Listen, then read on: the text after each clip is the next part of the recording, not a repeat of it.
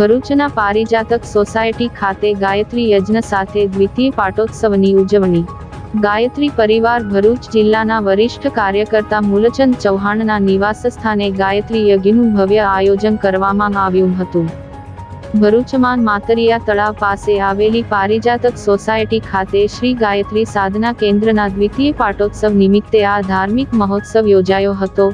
1 જુલાઈ 2026 ને બુધવારના રોજ સવારે 9:12 વાગ્યા દરમિયાન યોજાયેલા આ પવિત્ર ગાયત્રી યજ્ઞમાં મંત્રોચ્ચાર સાથે આહુતિઓ આપવામાં આવી હતી અને સમગ્ર વાતાવરણ ભક્તિમય બની ગયું હતું। આ મંગલમય પ્રસંગે ભરૂચ જિલ્લાના ગાયત્રી પરિવારના સહુ પરિજન ભાઈઓ અને બહેનો મોટી સંખ્યામાં ઉપસ્થિત રહ્યા હતા અને યજ્ઞનો લાભ લઈ ધન્યતા અનુભવી હતી।